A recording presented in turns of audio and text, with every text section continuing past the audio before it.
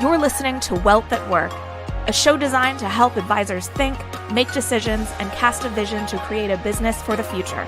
Hosted by financial planner, author, speaker, and CEO of Advisor2X, Ross Marino. John Sullivan back on the show. Hey, John. Hey, Ross. How are you? Thanks for having me. Oh, I am good. Glad you're on the show. And as always, glad the 401k Specialist magazine is a partner, our exclusive media partner for Wealth at Work. And one of my favorite parts of Wealth at Work is the TAPO Awards that you guys started years ago. Can you give us some quick background on the TAPO?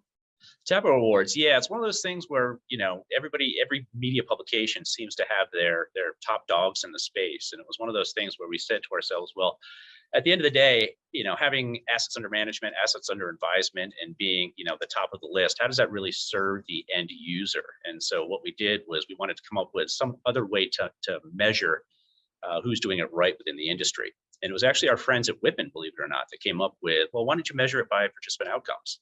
And we thought that was a great idea. It's a little bit easier said than done. We went to Morningstar and we went to Alicia Munell at the Center for Retirement Research at Boston College, and they gave us great ideas, but it's still a little hard to measure. So we do like the quantitative measurements, but we also love the anecdotes about when these guys just knocked it out of the park for a plan sponsor and participants. And so, the TAPO Awards are something that happens on a monthly basis. We profile them on the website, e-newsletters, and within the magazine. And then there is one overall annual top advisor by participant outcome.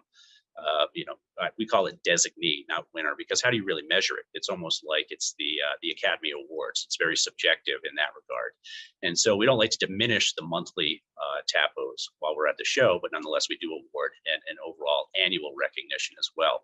But we get everybody up on stage, as you know, and we celebrate them and we celebrate the industry and how they're raising the bar for all of us.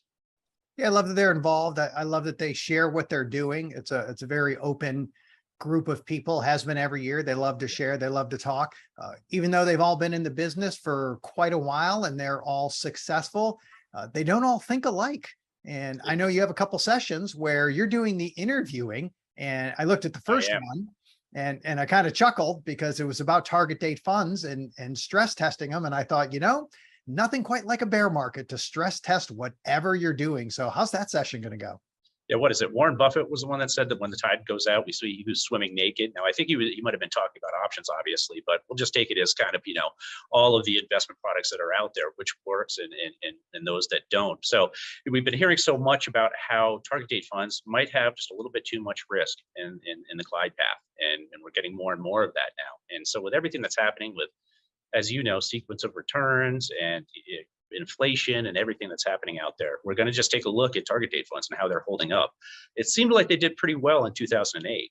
Everybody seems, at least from a behavioral standpoint, it kept people invested through the market shock. And I think it's probably doing the same now in terms of, keeping people on track and staying the course. But are they doing what they're supposed to do in terms of outcomes? That's something that's going to be pretty interesting.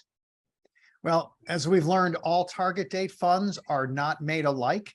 And Really? I think we could probably say the same for ESG funds. And title to one of your sessions is ESG DOA. I started laughing immediately. I figured, well, there's typical John Sullivan. It's a passionate topic. So I just got to ask, are we going to see some fireworks from some of the TAPO finalists? I think next year I'm going to talk about politics and religion as well. Might as well just throw it in there, right? Yeah. Yes, ESG, as you said, is a passionate topic. I've already gotten some blowback on the name of the topic, as you mentioned. But it's just funny how fast everything is happening, Ross. And that to me is just amazing. In our third quarter issue last year, it was the one with the Retireaholics guys on the cover. We had a story that said, "Can anything stop ESG?" And here we are this year, and we're talking about the blowback, and it's mainly political, and I understand that, but nonetheless, with inflation, with soaring prices, with everything that's happening, the war in Ukraine, it gives people an opportunity to push back a little bit, and boy, are they. And so we're going to talk a little bit about that and see if it really still holds up as a strategy.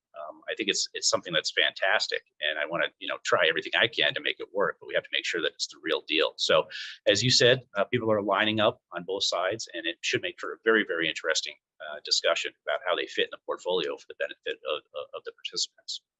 Never a dull moment when John Sullivan is asking questions. There you go. Look forward to seeing you out in October at Wealth at Work, John. Thank you, Ross, as always. Love the partnership. Thank you for listening to Wealth at Work. The information covered and posted represents the views of the guests and does not necessarily represent the views and opinions of Advisor 2X. The content has been made available for informational and educational purposes only. The content is not intended to be a substitute for professional investment advice. Always seek the advice of your financial advisor or other qualified financial service provider with any questions you may have regarding your investment planning.